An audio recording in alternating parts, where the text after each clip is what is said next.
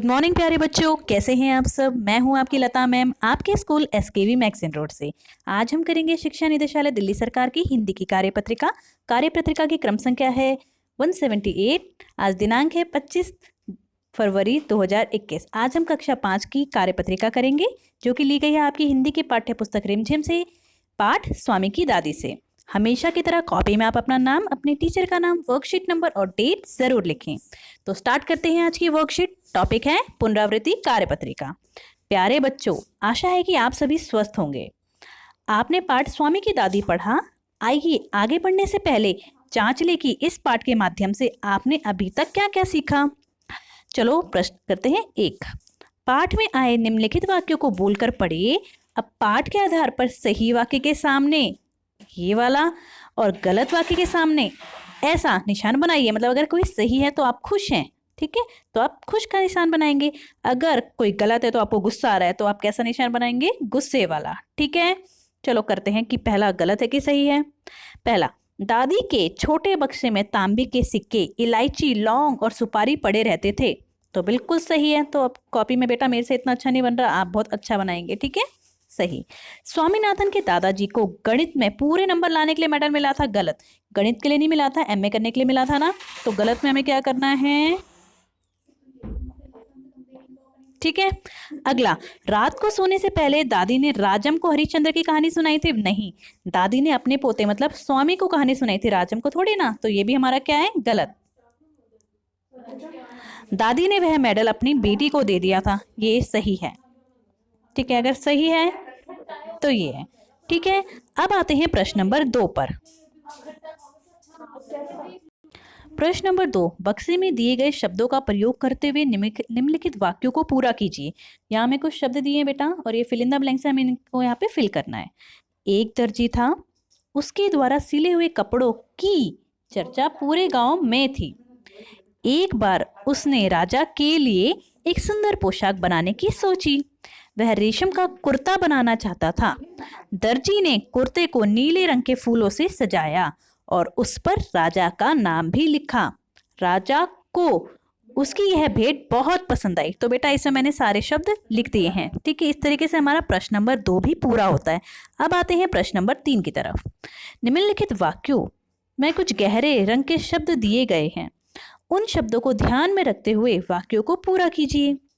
दादी ने सोने से पहले स्वामी को राजा रानी की कहानी क्या आएगा, सुनाया कि सुनाई। बिल्कुल सही, यहाँ पे आप लिखोगे सुनाई।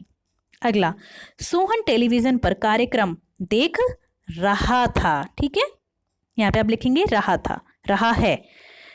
बंदर तेजी से पेड़ पर चढ़ गया, तो यहाँ पे आप लिखेंगे गया। तितली फूलों पर मंडरा रही है, ठीक है, तो आप यहाँ पे लिखेंगे रही। तो इस तरीके से हमारा प्रश्न नंबर 3 भी पूरा होता है। अब आते हैं प्रश्न नंबर 4 की तरफ। वाक्यों में प्रयोग करते समय मुहावरों के रूप में कुछ परिवर्तन आ जाता है। जैसे मुहावरा है मुंह में पानी आना।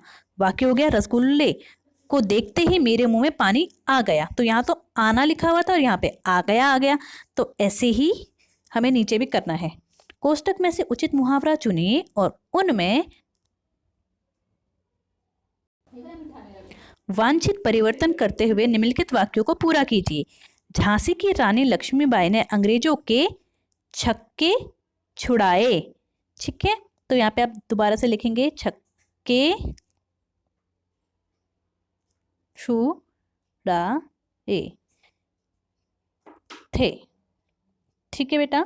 तो ये हमारा हो गया क। अब आते हैं ख पर। कक्षा में प्रथम आने पर राजम खुशी से फूला ना समाया। तो यहाँ पे लिख देते हैं हम खुशी से फूला ना समाया, ठीक है बेटा।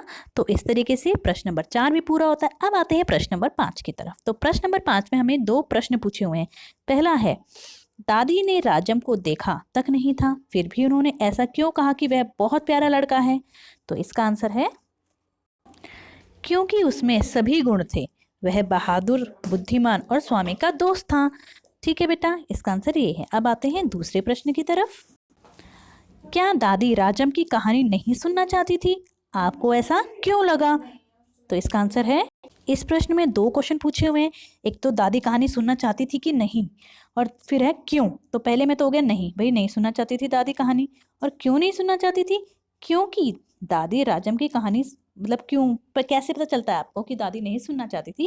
क्योंकि दादी राजम की कहानी सुनते हुए बीच में ही दादा की बात बताने लग जाती थी। ठीक है बेटा, इस तरीके से ये वाला प्रश्न भी पूरा होता है। लास्ट में आपको लिंग बदलों के और अधिक अभ्यास के लिए अपनी अभ्यास पुस्तिका के पृष्ठ संख्या 166 166 को भी कॉपी में करना है। अब अंत में आते हैं आज के मैसेज की तरफ। 3 बातों का हमेशा ध्यान रखना है। बाहर जाते तो हमेशा मास्क पहन के रखना है, हाथों को सैनिटाइज करना है और सोशल डिस्टेंसिंग का पालन करना है। ठीक है बेटा, आज की वर्कशीट यहीं पे कंप्लीट होती है। इसे कॉपी में करेंगे और अपने टीचर के पास सेंड करेंगे। Okay, bye bye.